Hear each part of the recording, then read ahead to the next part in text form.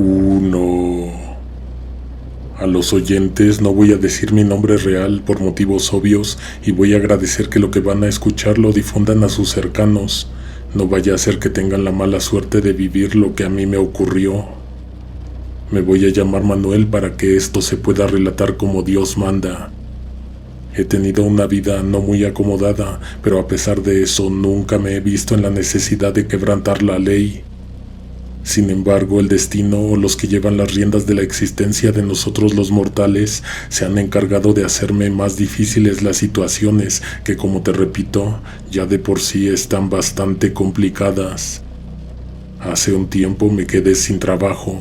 Tú sabes que a las personas que superan cierta edad ya no les dan las mismas oportunidades de buenas a primeras. Con algunos pesos que me sobraron después de comprar algunas prendas y cigarrillos, fui a que me tiraran las cartas para tener una idea de cuándo podría cambiar mi suerte. Esa tarde fui a casa de don Severino, ya que todo el barrio lo conocía y confiaban en sus predicciones, por lo tanto no podía dudar de lo que me reveló. Lo que dijo durante la sesión me dejó peor de lo que estaba. Me dijo que la sombra de vida precaria que me seguía era una obra negra que le lanzaron a mi abuelo materno y había parado en mi generación porque yo no había tenido hijos. Obviamente le pedí que me diera un remedio o que hiciera algo para sacudirme esta maldición. Me quedó mirando como cuando le hacía mandados en otra época y me dijo que lo lamentaba mucho, pero que él solo hacía lectura del tarot, algunos rezos a los niños y quiebres de empacho, y que solo me podía aconsejar pedir a las santas ánimas del purgatorio que me hicieran el favor. Salí de la casa de don Severino peor de como había entrado, pero lo que me había dicho me dio una pequeña esperanza, así que me fui al supermercado a comprar algunas velas. Ya en el pasillo indicado me puse a buscar las velas que se acomodaban a mi presupuesto, cuando de pronto un muchacho de unos 18 a 20 años se me quedó mirando y me preguntó con una sonrisa burlesca si dejaría algo de velas baratas a los demás. Entonces le respondí con una mano en la espalda para tener a mano mi cuchillo de montaña. Él volvió a poner esa sonrisa burlona sin el menor sobresalto y me dijo que me calmara, que nunca pretendió faltarme al respeto, haciendo una pausa y agregando mi nombre. Le pregunté de dónde me conocía y él me dijo que cuando yo iba al bar no me había dado cuenta, pero él me había atendido un par de ocasiones y que todos hablaban que yo era muy bueno jugando y que por la artritis lo había dejado. Como viejo tonto me dejé adular por viejas hazañas que al día de hoy no sirven para nada. Seguí escuchando al muchacho hasta que tocó hablar de mis deudas y mis carencias. Todos mis problemas se los fui revelando como si estuviera con un psicoanalista. Hasta le confesé que iba a recurrir a las santas ánimas. Me miró con seriedad, me invitó a un refresco y un par de tacos. Me dijo que me olvidara de las ánimas por el momento, que había otras formas de tener una buena vida sin tener que pasar el resto de la vida rezando y prendiendo veladoras. Nos acomodamos en una banca desocupada y comenzó diciendo que él me veía como muy aguerrido, esperando que lo que me fuera a decir no me causara miedo, que era una de las formas de mantener los bolsillos siempre con billetes de grueso calibre y sin tener que vender porquerías a los jóvenes, sin tener que robarle el sustento a gente que se partía el lomo o engañando con patrañas a la gente desesperada como yo. Una vez que terminó el sermón y recalcando de lo corajudo que me veía, me dijo que la fórmula era que fuera en busca de un muerto fresco o al menos en un velorio, que me acercara al rostro del fallecido y le pidiera al oído su ayuda en los naipes y que en compensación yo cumpliría una petición o algo que no le fue cumplido en vida. Si el difunto era mujer, tendría que arrancarle unos 3 pelos y atarlos al dedo anular, y que cuando fuera a jugar póker iba a sentir que los pelos apretarían el dedo cuando la mano fuera buena, y al no sentir nada, que no siguiera con la apuesta. En el caso de que el difunto fuera hombre, con un pañuelo rojo había que introducir una de las puntas en la boca de este y en el momento de jugar, oler el pañuelo. Si olía a muerto, la mano es buena, y si no olía a nada, no seguir jugando. La verdad es que en otra situación me hubiera espantado y habría dejado hasta ahí la conversación, pero sin esos tacos y el refresco, me hubiera visto en la obligación de acostarme con algo menos llenador en la panza. El muchacho, antes de despedirse ceremoniosamente, me extendió un par de billetes en la mano cuando las estrechábamos y me dio nuevamente esa sonrisa burlona. Antes de que cayera la noche, le pregunté a mi vecina por qué cerraba tan temprano el negocio, a lo que me contestó que se había muerto su comadre doña Gladys y tendría que asistir por el cariño que le tenía. Qué cariño ni qué nada, pensé para mí, ya que todos le tenían respeto a la vieja esa, ya que sabían que era medio bruja. Yo ni siquiera le iba a comprar a su licorería para no tener que enfrentar a su mirada penetrante y llena de maldad. Pero esta vez tendría que hacer una excepción y aprovechar que era un muerto, al fin y al cabo. Al llegar a la casa de los deudos, afortunadamente el escenario era como me lo imaginaba. Con la muerta no había nadie. Me acerqué rápido y sin perder el tiempo para no ser sorprendido sacando mi botín. Afortunadamente no había muchos arreglos y se me hizo fácil acercarme al cadáver. Hice mi petición mientras enredaba los 3 pelos en mi dedo. Comencé a tirar, pero jalé tan fuerte que la horrible cara de la mujer quedó frente a la mía. Entonces los ojos se entreabrieron y sus pupilas lechosas penetraron por las mías y congelaron hasta mi alma. La mujer abrió la boca y con la misma sonrisa burlona que me daba el muchacho me dijo: «Cobra venganza por mi muerte». El cadáver volvió a su posición y puedo jurar que mi alma salió por delante de mí de ese lugar. El corazón se me salía por la boca y casi no podía respirar. En mi loca carrera pasé a empujar a mi vecina y a unos niños. Eran las 11 de la noche y me era imposible conciliar el sueño. Entonces sentí que mi dedo anular estaba siendo estrangulado y recordé que aún tenía enredados los pelos de la muerta.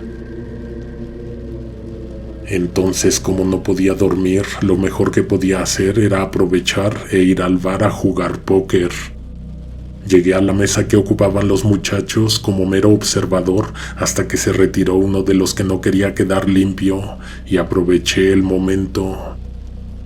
A las 5 de la madrugada ya tenía más de un sueldo en los bolsillos y mis compañeros de juego bostezando por el cansancio. Eso era el aviso de que había que volver a casa. Pero don Omar, el dueño del antro, me dijo que me acomodara en un rincón porque lo más probable era que los que perdieron dinero lo quisieran recuperar y no de buena forma. En ese momento apareció la mujer de don Omar para saber quién se quedaría en el lugar. Entonces los pelos del cadáver comenzaron a estrujar mi dedo y en el espejo que estaba atrás del bar pude ver la cara de esa mujer horrible que señalaba a la esposa del cantinero, tal como estaba en el féretro. Entonces comprendí que la rivalidad de ambas mujeres era por las ventas de licor y que una se le había adelantado a la otra. El matrimonio se fue a la casa que se encuentra sobre el bar. Los cabellos no dejaban de apretar mi dedo y luego el resto de la mano como si el cabello hubiera crecido de un momento a otro. Mientras la imagen de la vieja bruja se burlaba a carcajadas de mí y se iba transformando en el muchacho que me dio el maldito consejo. Saqué mi cuchillo de su funda y comencé a cortar los largos cabellos, lo que era inútil deshacerme de ellos ya que estaban subiendo por el antebrazo hasta que en el marco de la escalera que conduce a la casa de don Omar vi que colgaba de un perchero un machete. La desesperación, el dolor y los tragos, junto con una fuerza que me poseyó y cegó mi cordura, me hizo actuar con locura. Al día de hoy no puedo creer que yo haya podido hacerme eso. Sin embargo, vi mi otro brazo alzarse y con un par de golpes separar mi mano del resto del brazo. Cada vez que hace frío siento dolor en el muñón y pienso que no está tan mal sobrevivir con la pequeña pensión de invalidez que conseguí, pues al menos aún estoy vivo.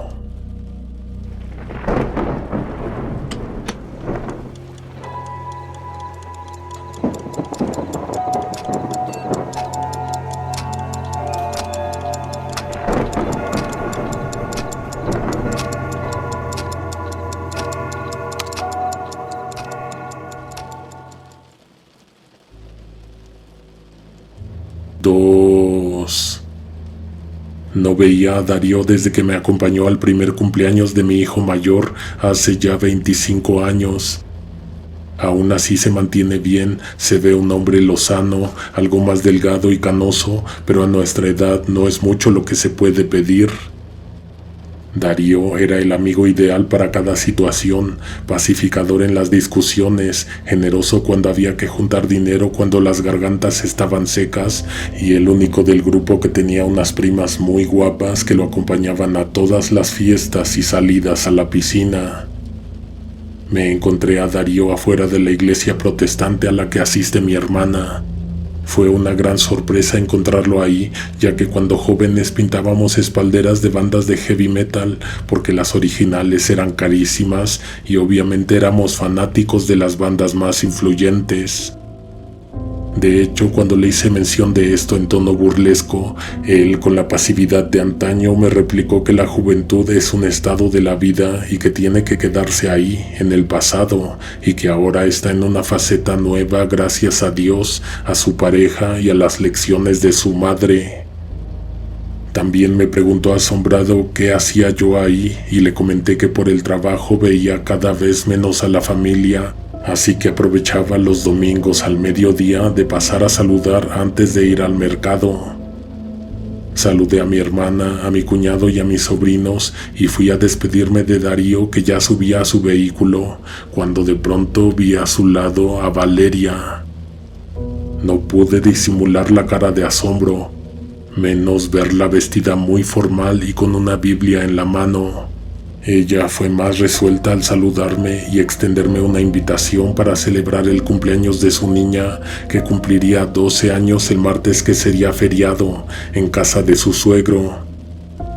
Acepté por el morbo que nos caracteriza a los seres humanos. Tenía que saber cómo ellos habían terminado casados, qué había pasado durante todos esos años. Valeria había sido muy popular entre los muchachos. Creo que no hay que entrar en detalles para describir su forma de pasarse la vida, y no la podía juzgar ya que tenía serios problemas con su madre, mujer que vivía cambiando de novio y que le importaba muy poco el futuro de Valeria y de su hermano Patricio, y menos le preocupaba tener una casa propia para dejar algo que heredarle a estos. Debo reconocer que me costó mucho en decidir de ir al cumpleaños. Sin embargo, el día anterior había comprado un bastón para selfies que en ese momento todos los chicos querían tener para llevar como presente. Al llegar a la casa del padre de mi amigo, se me vinieron a la memoria muchos recuerdos muy buenos y otros no tantos, al punto en que en un momento pensé que yo no debería estar ahí. Trataba de esquivar a Valeria y sus intentos de entablar una conversación conmigo, hasta que llegó Darío con el pastel, dio las gracias a los invitados, pidió la bendición y luego me llevó al cuarto de costura que le habían construido a su mamá junto con su padre muchos años antes de que ésta muriera. Me llevó una cerveza oculta en un paño de cocina, agregando que era una excepción por los viejos tiempos y que el creador no se iba a enojar. Entonces me dijo que no debía sentirme incómodo y que mi presencia no le molestaba, y menos a Valeria.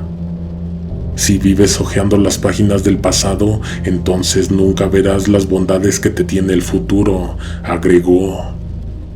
Entonces comenzó a contarme cómo habían terminado casados y cómo había intervenido su madre en todo lo que era su vida en la actualidad.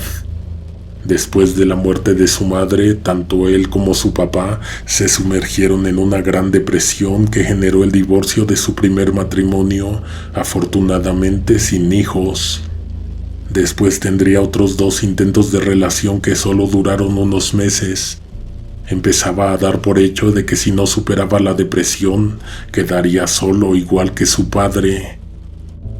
Después de estar un par de años solo durante una comida de la empresa, comenzó a dialogar y a conocer mejor a Jacqueline, una mujer atractiva, alegre y chispeante, siempre con una respuesta graciosa a flor de labios, cosa que lo cautivó. Encontraba que a pesar de que sus bromas eran siempre de doble sentido, le había cambiado su estado de ánimo y estaba seguro que era la mujer que necesitaba en su vida. Al cabo de unas semanas y haber preparado un poco el camino, se atrevió a proponerle que fueran novios y la chica aceptó con unas cuantas condiciones. Le dijo que de vez en cuando ella salía con sus amigas, que no pretendía estar encerrada todos los fines de semana, que no dejaría de fumar ni por él ni por nadie, tampoco la cerveza ni su particular sentido del humor. Darío aceptó las condiciones, al fin y al cabo era la mujer que lo había sacado de la depresión. Una tarde llevó a Jacqueline a casa para presentarla a su padre. Afortunadamente la mujer se supo comportar, ya que Darío le anticipó que su padre aún no se recuperaba de su pérdida. Después de almorzar, el papá de mi amigo se despidió y se fue a ver televisión a su cuarto. La pareja comenzó a lavar los trastes. Darío lavaba y Jacqueline secaba hasta que ésta le preguntó que quién más vivía en la casa. A lo que Darío le respondió que no había nadie más y que la única que tenía llaves de la casa era la hermana de su papá, pero su tía no estaba en la ciudad. Jacqueline, extrañada, miraba por la ventana hasta el cuarto de costuras y le dijo que estaba segura de haber visto a una señora bajita en el patio y que iba en dirección al cuarto. Mi amigo salió a investigar, sin embargo, no vio a nadie. Jacqueline, antes de que mi amigo la fuera a dejar, pasó al baño. Mientras tanto, Darío le anunciaba a su padre que iría a dejar a su novia y que volvería pronto. En ese momento la mujer entró a la habitación, pálida y casi sin aliento. Los hombres preocupados trataron de calmarla, preguntándole a la vez qué le había sucedido. Ella les dijo que mientras se lavaba las manos, alguien sacudía la manija de la puerta con fuerzas y sintió muy claro la voz de una mujer que le decía: «Vete de una vez y no vuelvas». Padre e hijo se miraban y no podían dar crédito a lo que escuchaban.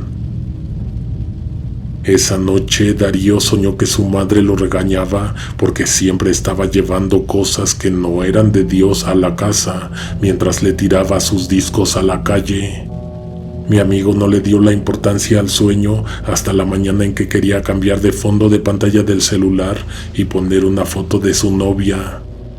Buscó en los archivos, hasta en la papelera, y no había ninguna de todas las fotos que él le había tomado, menos las que ella le enviaba.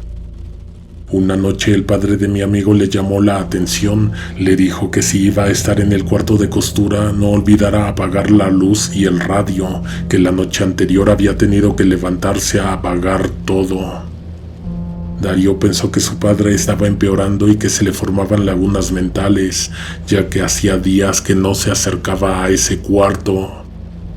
Una noche de sábado se quedó en el departamento de Jacqueline después de haber estado bailando y bebiendo algunos tragos. Era un departamento pequeño pero cómodo, y lo que llamaba la atención era una pared con una decoración dedicada a los años locos. Había publicidad de los años 20 enmarcadas, fotos de gángsters famosos y una mesita de teléfono con una réplica de dicho aparato como adorno, junto a unos vehículos a escala de la época. La curiosidad de mi amigo hizo que se acercara para ver en detalle, mientras Jacqueline se daba una ducha y le pedía desde el baño que preparara una sopa instantánea. Darío iba a dirigirse a la cocina cuando sucedió algo insólito. El aparato comenzó a sonar. Eso era imposible, el objeto era ficticio y aunque fuera real, no había cable conectado, pero pensó que era una broma preparada por la chica y decidió seguir el juego. Tomó el auricular y contestó. Lo que escuchó lo dejó congelado hasta los huesos y con una sensación indescriptible. La voz que sintió en la bocina era la de su madre. La voz era nítida, no podía estar equivocado y mucho menos era posible que alguien la hubiera imitado.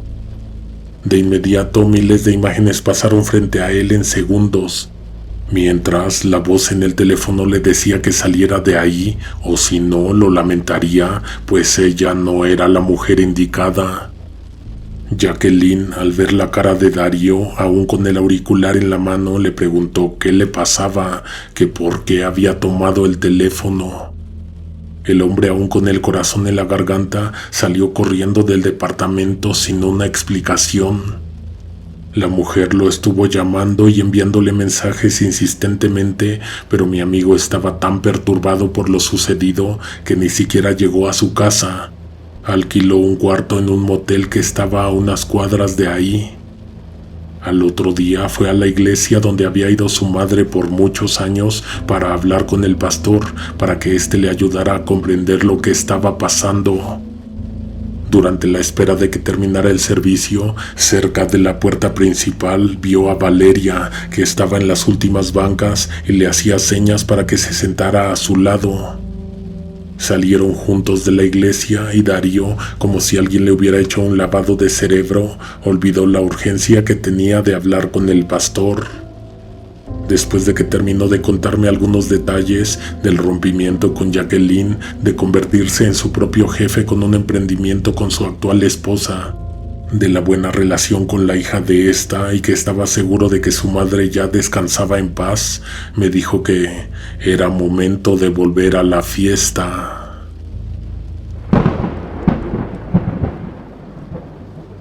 Tres. Hola, conejo negro. Hace un par de semanas fui invitado a la casa de mi hija. Íbamos a celebrar el ascenso que le dieron en el trabajo junto con unas ex compañeras de la enseñanza básica con las que nunca perdió el contacto. Cada una de las chicas llegaron con sus maridos y sus hijos, los cuales junto con mi nieto tenían una revolución en el patio. Ángela, una de las chicas, preguntó si sabían algo de Óscar o de su hermana. A la chica que se refería era Magdalena, quien desde muy pequeña, junto a toda la familia, habían sido fanáticos del básquetbol. Incluso su madre había sido seleccionada regional hasta embarazarse de su hermano. Al rato llegó Beatriz con su novio a unirse al festejo y olvidaron por un momento el tema de los hermanos y de la pérdida del contacto con ellos. Durante la velada recordamos los mejores momentos de esos años, los actos escolares, las peleas tontas entre ellas, los paseos a parques, piscinas y museos. También se habló de lo descuidada que era una de las compañeras de las chicas, ya que era la única que siempre se accidentaba y seguido vivía situaciones que eran hasta ridículas. Todo fue asado a la parrilla, cervezas, golosinas para los niños y risas. Hasta llegada la noche, nuevamente Ángela preguntó si alguien sabía algo de los hermanos Zapablaza, a lo que Beatriz reaccionó cambiando el semblante, poniéndose pálida y ahogándose con el sorbo de cerveza que tenía en la boca. Salieron algunos chistes del momento y aludiendo que la cerveza no era tan mala. Sin embargo, a la chica no le cambiaba el semblante, tomó una silla y comenzó a llorar. Preocupados, íbamos a llamar a su novio que estaba con los niños en el patio cuando Beatriz reaccionó y pidió que no lo llamaran, que él no podía enterarse, al menos no todavía. Nos pidió unos minutos para poder serenarse y relatar lo que sucedió con los hermanos Zapablaza. Hace unas semanas atrás fue a casa de los hermanos a entregar un rizador de pestañas y una plancha para el cabello que le había prestado Magdalena. Junto con estos objetos llevaba como obsequio un par de panqués de arándanos que había horneado esa mañana. Cuando llegó a la calle donde vivían los chicos, vio que había muchos vehículos estacionados a ambos lados de la acera y gente que entraba a la casa de su amiga con arreglos florales en las manos. Apresuró el paso y se escabulló entre los pocos familiares que la conocían hasta encontrar en el patio trasero a los padres de Magdalena junto a ella, a un lado del féretro con sus veladoras. Beatriz solo podía suponer que el difunto era Óscar. Sus rodillas se doblaron y comenzó a llorar desconsoladamente. Magdalena, junto con su padre, la llevaron a la cocina para que bebiera un poco de agua. Luego su amiga la llevó a una pequeña plaza que había entre pasajes y comenzó a relatarle lo sucedido. Óscar el verano pasado había tenido un accidente en su motocicleta. Por temor a otra caída terminó vendiendo dicha motocicleta al novio de Beatriz. A raíz de eso se volvieron muy amigos. Las secuelas de la lesión en la rodilla derecha no lo dejaban jugar bien y eso se notaba cuando entrenaba con su hermana. Entonces alguien le comentó de unos curanderos brasileños que eran muy buenos en las sanaciones y que no cobraban absolutamente nada.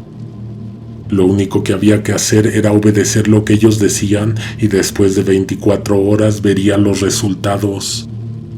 Óscar dedicó mucho tiempo en encontrarlos hasta que una tarde, cuando volvía del instituto, encontró en la sala a dos sujetos muy altos y una mujer. Los tres vestían ropa blanca, camisas artesanales sin cuello, pantalón del mismo material y sandalias. Ya se estaban despidiendo cuando la mujer miró fijamente a Magdalena hacia su vientre y le preguntó si sentía molestias. La chica le dijo que sí, que tenía un pequeño quiste en el útero, pero ya estaba en tratamiento. La mujer, con una voz casi maternal, le dijo que debería aprovechar la visita del ángel esa noche y dejar que le diera la salud para disfrutar de una vida plena. Terminaron convenciendo a Magdalena y esa noche, junto a su hermano, fueron tendidos sobre unas camillas que quién sabe de dónde sacaron estas personas. Se recostaron sin ropa interior, vestidos con unas túnicas blancas y cubiertos de pies a cabeza con una sábana blanca. Les pidieron a los padres de los chicos que mientras esto se realizaba, ellos debían encerrarse en su habitación y pintar una línea de sal gruesa a los pies de la puerta. Durante la madrugada los rezos se hicieron más audibles, ya que desde que había comenzado el ritual, las voces apenas se distinguían. Magdalena sintió que alguien pasaba la mano sobre su vientre mientras siseaba unas palabras que no entendía. Era evidente que no se trataba de ninguna de las personas presentes, ya que la mano era extremadamente grande. Era tan enorme que podía sentir que la palma se recargaba en la cadera del extremo derecho y la yema de los dedos tocaban la parte izquierda. Quería sacarse las sábanas para ver, pero un sueño profundo la invadió durante varias horas hasta que al amanecer los despertaron y sus padres estaban preparando el desayuno. Siguieron unas cuantas indicaciones para asearse y se despidieron. Los resultados comenzaron a verse al cabo de un par de días. Óscar se sentía lleno de energía, hacía lanzamientos certeros y volaba hasta la canasta como nunca lo había hecho. Los que sabían de sus lesiones no podían creer lo que veían. En los días siguientes, Óscar no quería dormir, solo quería entrenar hasta altas horas de la noche. Casi no comía, estaba muy delgado y con los ojos hundidos. Los vecinos fueron en repetidas ocasiones a reclamar por los ruidos que producía al botar la pelota y estrellarla en el tablero muy entrada la madrugada. En muchas oportunidades tuvieron que acompañarlo hasta altas horas de la noche a una plaza más apartada para que nadie dijera nada. Una noche, Óscar preparó una mochila y le dijo a Magdalena que no se molestara en acompañarlo, que iba a jugar con unos amigos y probablemente se iba a quedar en casa de uno de ellos. Al otro día, mientras Magdalena desayunaba con sus padres, llegó la policía anunciando que habían encontrado a Oscar colgado del tablero de una plaza. Desde entonces, la pérdida le quitó a Magdalena algo para siempre. Comenzó a desvelarse. Cada vez que se estaba quedando dormida, sentía el siseo en sus oídos, y no solo eso, sino también que esa mano gigantesca la tocaba y le oprimía el vientre. Las pastillas que le recetaron no le hacían efecto, y sus padres ya no sabían qué hacer. Esto que escuchamos, Magdalena le pidió, le rogó, le imploró a Beatriz que no se lo contara a nadie. A nadie. Le hizo jurar que no lo haría sino hasta que encontrara el momento y el lugar apropiado. Mientras terminaba de platicarnos esta historia prohibida, la escuchamos darnos las recomendaciones de estar preparados para cuando Magdalena decidiera compartir lo sucedido, la horrible tragedia que nos acababa de contar. En el patio, de pronto, los niños comenzaron a gritar. El novio de Beatriz entró a la sala conmocionado, llevando en brazos a los niños más pequeños. Salimos corriendo en busca del otro niño que estaba escondido detrás de mi nieto, que era un poco mayor, y vimos con horror algo capaz de despertar los más bajos sentimientos humanos. Ante nosotros estaba el cuerpo de Magdalena, pero no era ella, no era en realidad su cuerpo físico, sino una fantasmal aparición. Sus pies se balanceaban y el resto de su cuerpo colgaba tieso del cuello. Su boca estaba bien abierta, trataba de gesticular alguna palabra, pero solo se escuchaba un siseo. La imagen se fue difuminando frente a nuestros ojos hasta desaparecer. En ese momento el teléfono de Beatriz sonó y del aparato pudimos escuchar: «Juraste que no se lo dirías a nadie».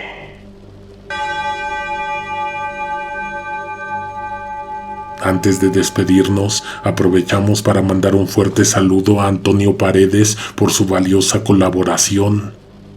Antes de que pases a otro asunto, suscríbete para que no te pierdas los próximos estrenos. Activa las notificaciones para ser de los primeros en escuchar. Hasta la próxima. Alguien te observa en la oscuridad.